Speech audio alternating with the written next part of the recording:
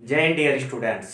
आज हम लोग स्टडी करने वाले पार्टिसिपल का सिंथेसिस ऑफ द सेंटेंस में कैसे पार्टिसिपल का प्रयोग होता है। इस सब पहले वीडियो में मैं बता चुका हूँ कि पार्टिसिपल कितने प्रकार के होते हैं और मतलब जितने भी प्रकार के होते हैं 3 प्रकार के होते हैं, तीनों में डिफरेंस क्या है ये इसके पहले वीडियो वाले में मैं बता चुका हूँ। और उसके पहले एक वीडियो मैं अपलोड किया हूँ जिसमें बता चुका हूँ कि सिंथेसिस क्या होता है और सिंथेसिस को कैसे बनाया जाता है, सिंथेसिस का प्रयोग सिंपल सेंटेंस में कैसे होता है और सिंथेसिस कितने प्रकार से बनाए जाते हैं। अंडरस्टैंड।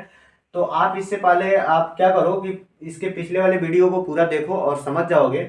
और जब कंसेप्ट आपका सिंथेसिस का समझ में आ जाएगा, कंसेप्ट आपका प्रेजेंट पार्टिसिपल का समझ में आ जाएगा, तो फिर प्रेजेंट पार्टिसिपल भी अच्छी तरह से समझ में आ जाएगा।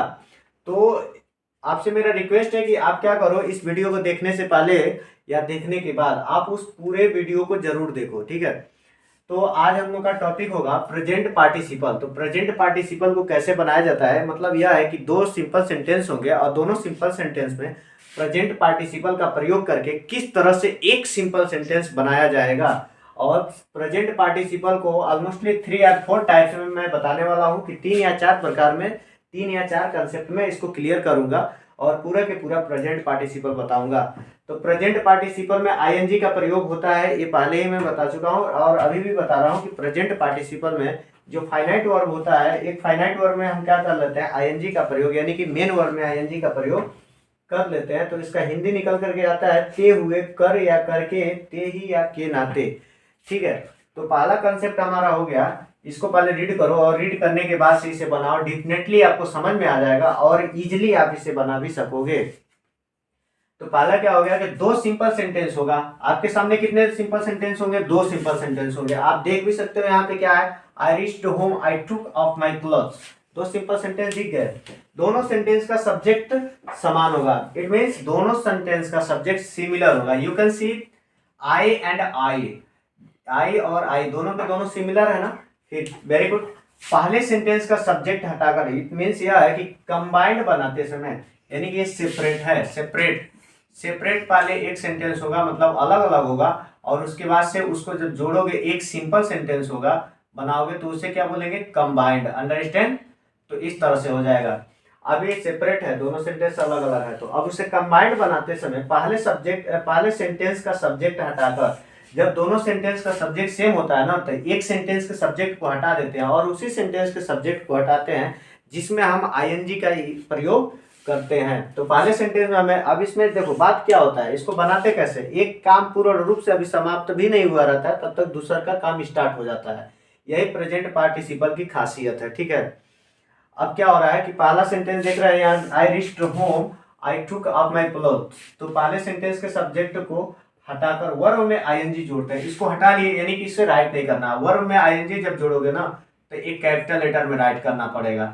और रीच्ड मैं लिखा हूं यानी कि थर्ड फॉर्म लिखा हूं, तो इसको फोर्थ फॉर्म में बना लो ना। हाँ, वही फोर्थ फॉर्म जिसमें आईएनजी ऐड करते हो, ठीक है।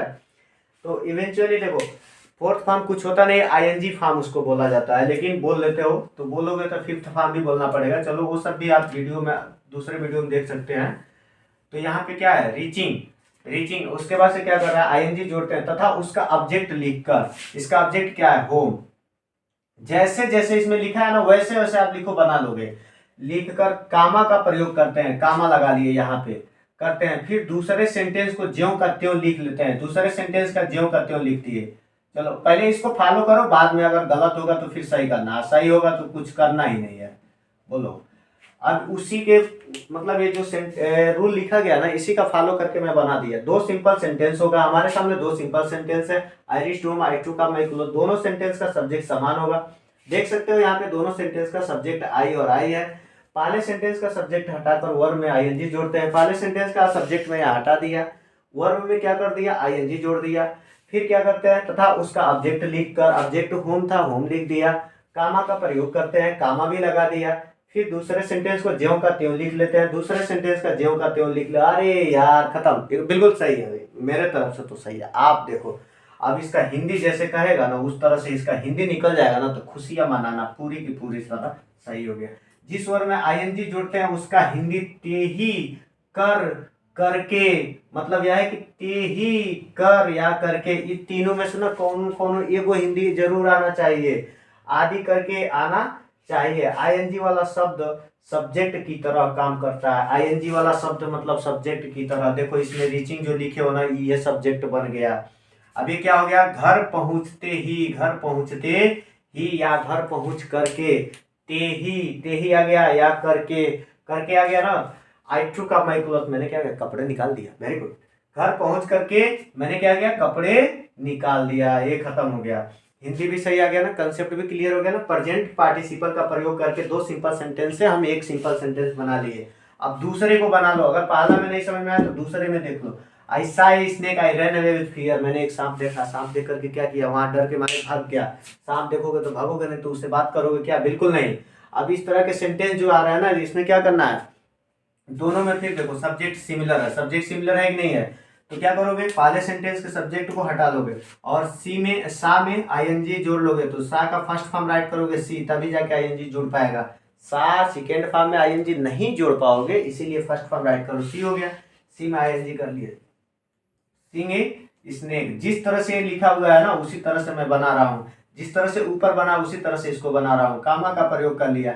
दूसरे सेंटेंस को कुछ करना ही नहीं है, बहुत आसान है यार, क्या कंसेप्ट है। विथ फियर, बोलो कोई दिक्कत। यानी कि इसका भी हो गया, सांप को देखते ही मैं डर के मारे भाग गया, यानी कि सांप को देखते ही मैं डर के मारे भाग गया। या ऐसे बोलो कि सांप को देख करके मैं डर के मारे